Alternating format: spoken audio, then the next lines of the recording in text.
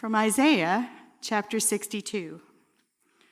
For Zion's sake, I will not keep silent, and for Jerusalem's sake, I will not rest, until her vindication shines out like the dawn, and her salvation like a burning torch. The nations shall see your vindication, and all the kings your glory, and you shall be called by a new name that the mouth of the Lord will give. You shall be a crown of beauty in the hand of the Lord, and a royal diadem in the hand of your God. You shall no more be termed forsaken, and your land shall no more be termed desolate, but you shall be called, my delight is in her, and your land married. For the Lord delights in you, and your land shall be married. For as a young man marries a young woman, so shall your builder marry you. And as the bridegroom rejoices over the bride, so shall your God rejoice over you. The word of the Lord. Thanks be to God. Please pray with me. Dear God, may the words of my mouth and the listening ears of our hearts be acceptable in thy sight. O God, our rock and our Redeemer. Amen. What's in a name? You remember that Shakespeare asked this question in Romeo and Juliet, what's in a name? That which we call a rose by any other name would smell as sweet. But is he right? Would a rose smell as sweet if we called it stinkweed? I think names do matter. I know trying to name our children was challenging each time. We wanted familiar, but not too familiar, short, because Broncoma is already a handful to learn how to say and to spell. We wanted not to have a name that we already knew somebody else who had that name. We never decided for absolute sure until we met them, held them in our arms for the first time and said, yes, that is Callie, Dylan, Logan, Caleb. I think names do matter. One of my friends named her son using her family name Wilder, and her teacher friends were very dismayed. They said he's going to want to live into his name. He's going to be wilder than everybody else. He didn't do that in the way that they feared, but he is and always was quite unique, with different gifts that are really giving him a fascinating life. Would that have happened if he'd been named whatever was the most popular baby name in the year of his birth? In our passage for today, we hear from the prophet that is known as 3rd Isaiah. The book of Isaiah is a very long prophetic journey compared to most. Tells the story of the people of Israel's fall, their time in captivity, and now the opportunity to come back to Jerusalem. So the prophet speaking in this verse, in these verses, in this section of Hebrew poetry, is meeting the people at the time in which they have found their way back home to Jerusalem and have found it to be desolated, destroyed, nothing like the stories they grew up hearing from their parents and grandparents who planted the memories they had in their children. Forsaken, desolate. These are the names that describe this place on the surface. But God says, no, these are not the names I give this place, and these are not the names I give to my people, for even as the city of Jerusalem feels forsaken and desolate, so do God's people feel forsaken and desolate, looking at what seems to be hopeless in front of them. You shall be called, my delight is in her, says God.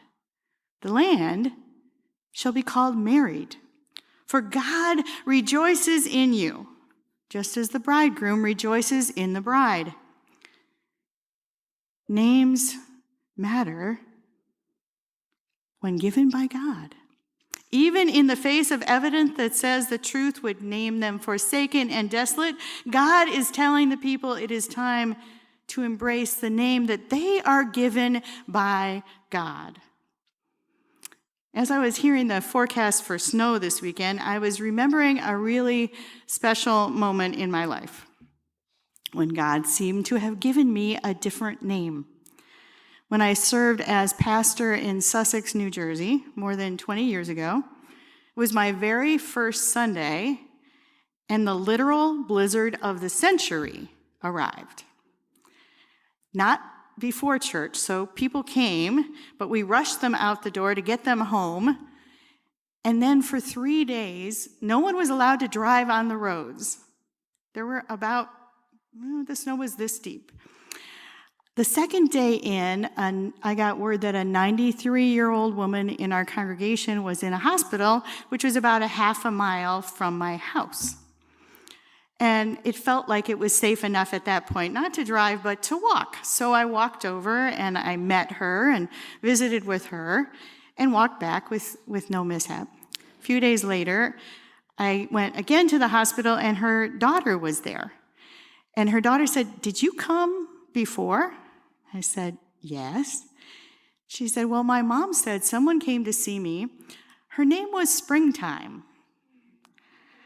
And I thought, how amazing that God can use us in a way that brings springtime to a 93-year-old woman in the middle of a blizzard. Whatever name we have been given by our families, the name God gives us is my delight. What a wonderful gift to know that God delights in us, loves us with a joy that is deep and profound, sees us with the eyes of one who delights. Think about that word, delight, for a minute. What delights you? What makes you smile? What clears your mind of everything else? Music? Sometimes music brings me into a place where nothing else is there but the sound, where it feels like delight. The last hymn, the Lift Every Voice and Sing, I learned that singing while my dad played the piano during the civil rights movement. It was his way of teaching me about what was going on in the world during the time of Martin Luther King. And that memory feels like delight to me. This week was Callie's last first day of school. So I tried to find her first day of school picture, and I did. I was pretty impressed with myself. And as I was looking at those pictures, there was just this moment of joy of seeing them all as little children. And then I found this one of Dylan, 3 years old, dressed up for Halloween. He was going to be Bob the Builder. He could not sleep the night before because he was so excited. He said, "I'm going to be Bob the Builder, Mama. I'm going to get to help people. It's going to be awesome." And that memory fills me with delight. God's delight is in us. That's how God looks at us. When we put ourselves down, when we tell ourselves that what we do and who we are is not good enough, we are calling ourselves forsaken. And God says no. God is telling us that God's delight is in us, and we are named by the grace and love of God, and that is very good news. Life-changing news if we let it be. Jesus looked at the people the world called forsaken, people the world pushed down and out, and he saw them, and he met them where they were, and he paid attention to them, and he cared about them. He cared about their problems. He cared about their celebrations. Whatever need they had, He cared about that need. He addressed that question. He looked at them with eyes of delight. Not rejection, but delight. In that same way, he cares about us, you and me.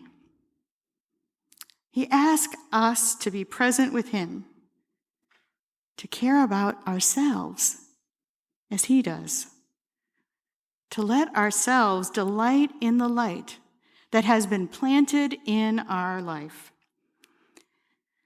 Names matter, and your name is God's delight. Amen.